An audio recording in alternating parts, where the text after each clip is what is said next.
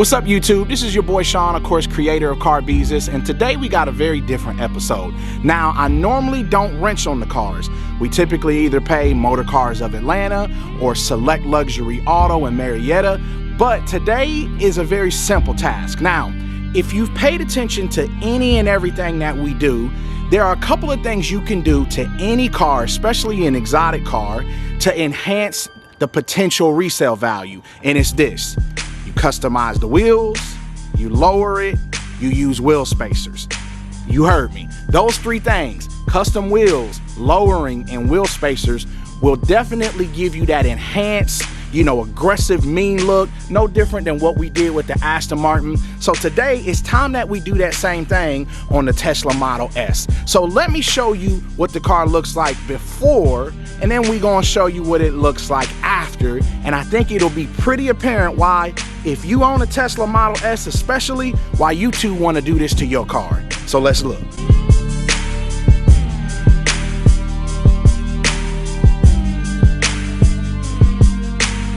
Now, to get this done right, you're gonna need three things. You're gonna need the Akita wheel spacers. You're gonna need these things that look like hockey pucks, but it's not. It actually snaps into the bottom of the Tesla, allowing you to jack it up safely. And of course, you're gonna need at least a 1.5 ton jack. Of course, to get the job done, you're gonna need a torque wrench. What you need is a number 22 socket, and of course, any basic torque wrench, because we have to tighten the wheels at 122 pounds per square foot. Something to that effect. I just know it's 122, but at the same point, it's the exact torque we need to actually get them off. So let's get it done.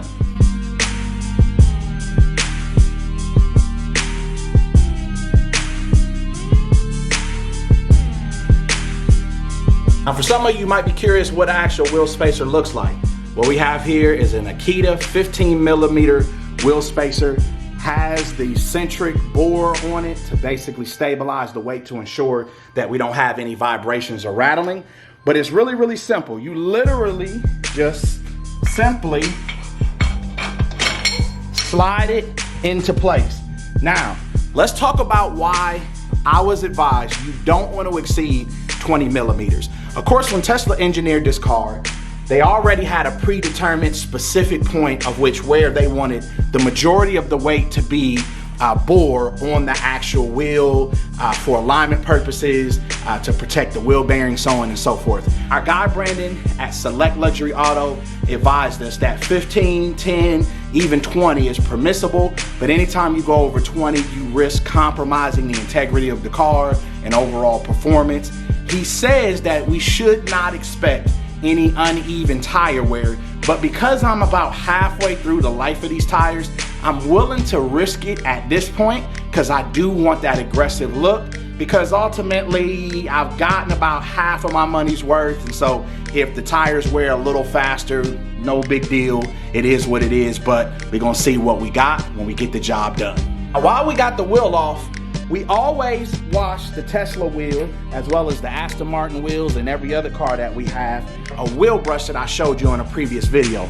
But since we got the wheel completely off, we might as well give it a quick, thorough cleaning because we believe in excellence in everything we do.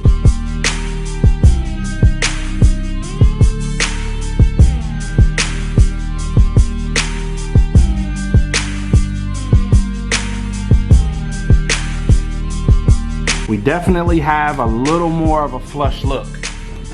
Still not perfect in my opinion, but I'm gonna ride with them around for a day, kind of see what the overall vibe and feel is, to see if I can even tell a difference. So far, I think I'm happy, but let's see. I knew it would happen, but it's kind of cool to see.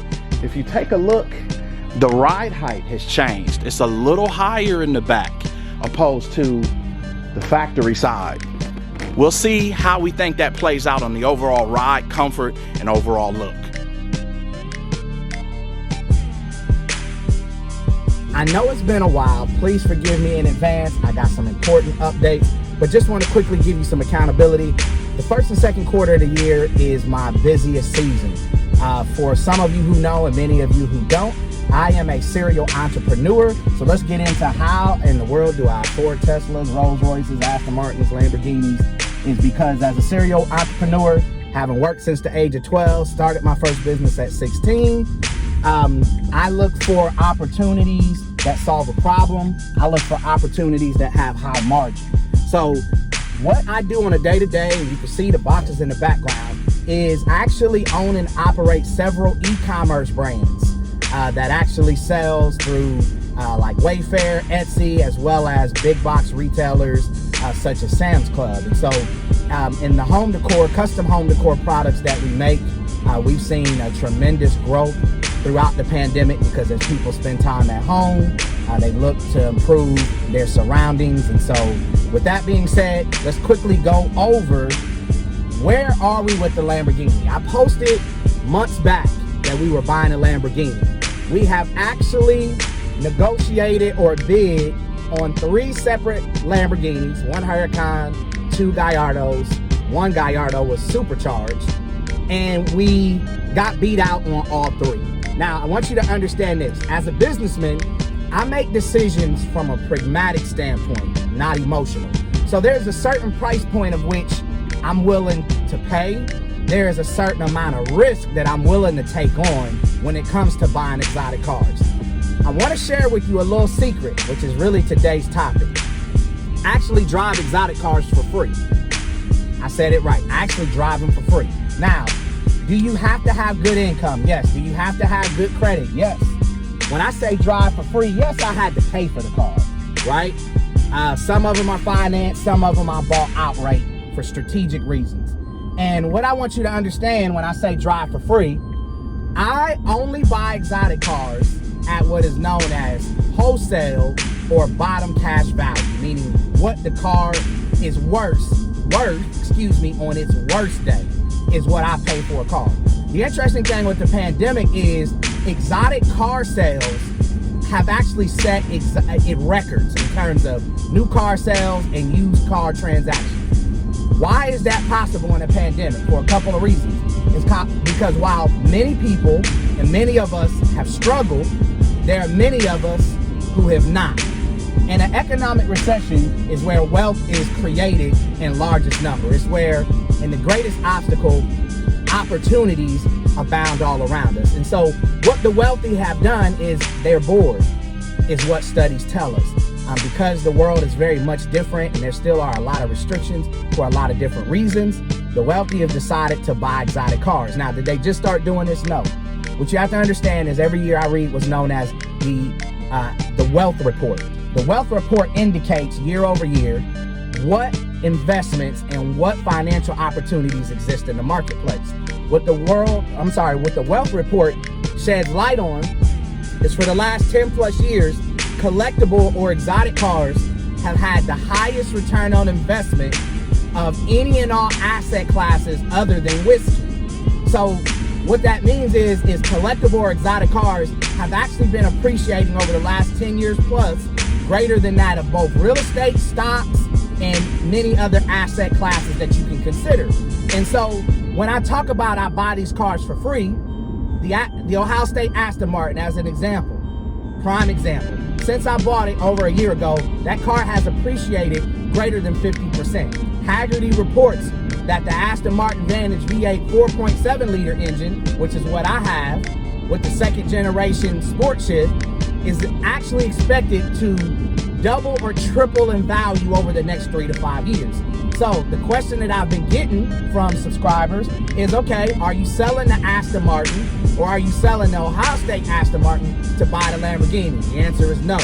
Actually, we'll keep the Aston Martin. One, because my wife is very unemotional, honestly could care less, sees the greater picture based on her own conversations and data that it would be premature to sell it. Now, here's the thing. I may keep the Ohio State Aston Martin forever. I may sell it in the next 1 to 5 years, depending upon, a lot of different things. Especially being an entrepreneur, there are many a times you have to pivot and make adjustments, for additional investments in your business. And if I ever have to do that, professionally or personally, then I'll do that. But that being said, we're still working on the Lamborghini. We're looking every day. We know what price we're willing to pay. One thing I don't buy is high mileage exotics. I don't believe in that. I'm not looking for the cheapest. I'm looking for the best value. So I would rather pay more for the right spec, low mileage, mint premium car than just to get into a Lamborghini to say I own a Lamborghini. We're not into this for pomp and circumstances. We are into this because it is an investment strategy. We're into exotic cars because it also is a passion project, which is what I do here each and every week on Carbizus.